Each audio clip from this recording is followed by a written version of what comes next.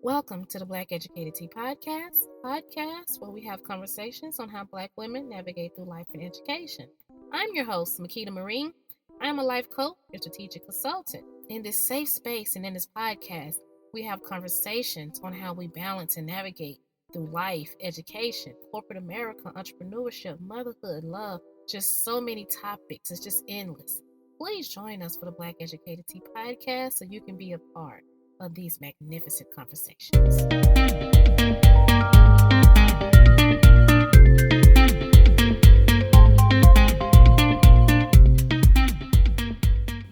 Welcome to the Black Educated Tea Podcast. I'm your host, Makeda Marie, and today's topic is spiritual healer. But, as always, before we get into the tea, let's get into this tea. So I am just actually drinking a red clover tea today. It has a lot of really good benefits in it, and it's bitter, It's kind of like red raspberry. It's kind of bitter, so I'm drinking red clover tea, and it's really, I like it because of the benefits, but since it is a little bitter, I had to add some agave to it to definitely sweeten it up some. So that is what I'm drinking today. And here at Black Educated Tea Podcast, we're always just going to incorporate our affirmations. We have to, because we need it. We need it out here, honestly. We need these affirmations. We need these positive affirmations. We need these positive things to reaffirm us that we are on the right track.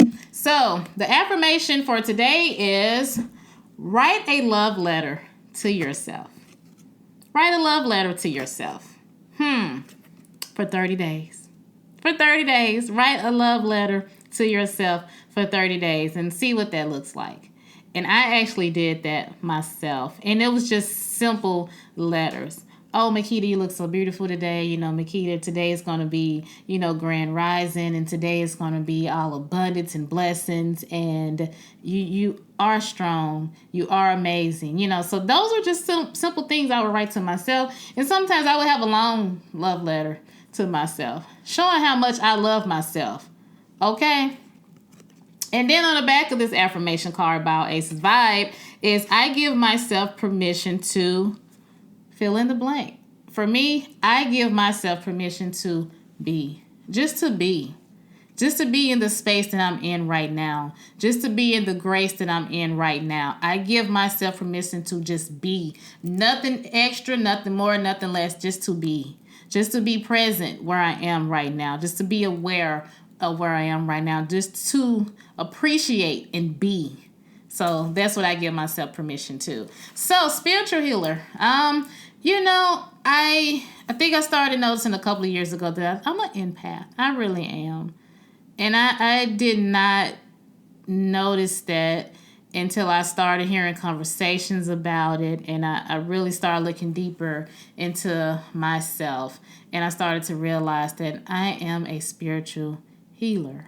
I am an empath because I could walk into a room and I can pick up on people's energies so quick. It would blow me out of the window a lot of times how even at a very young age, when I would walk into a room with a lot of people and I can just pick up on people's energy and their vibes.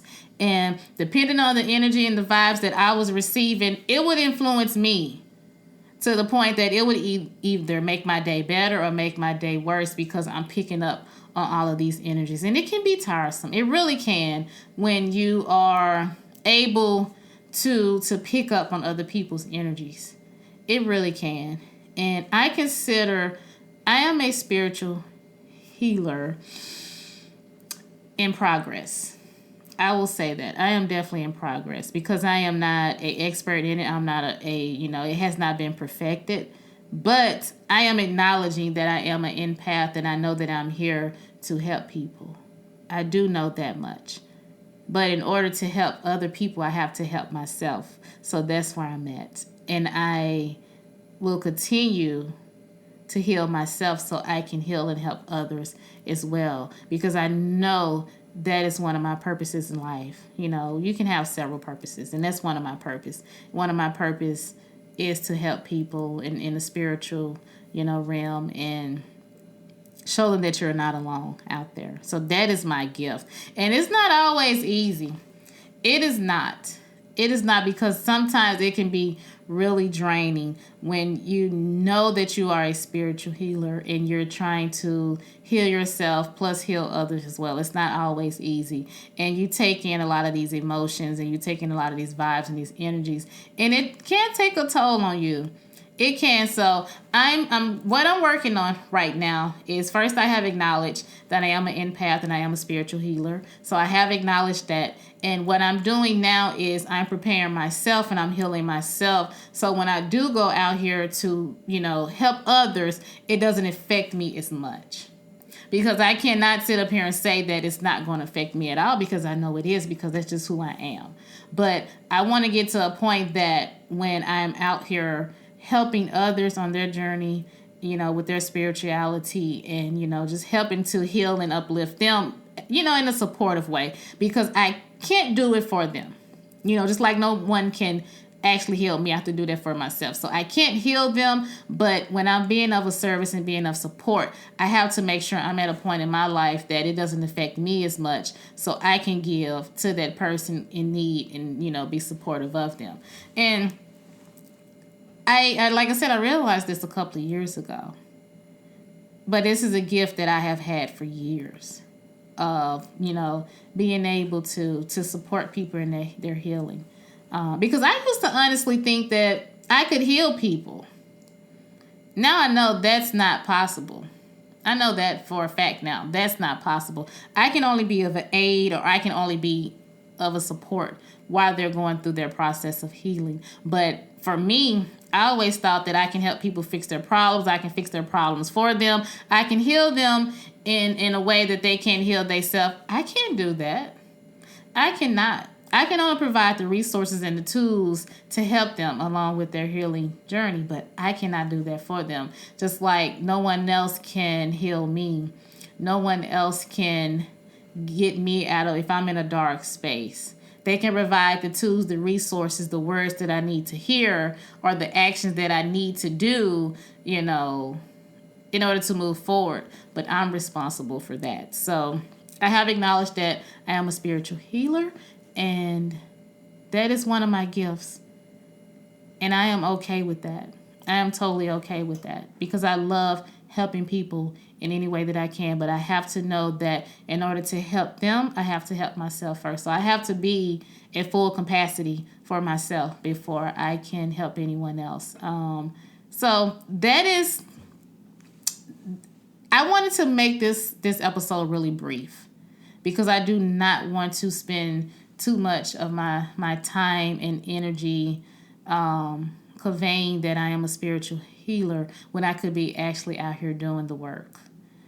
I am a big advocate on that. You can speak one thing, but your actions have to speak louder than your words.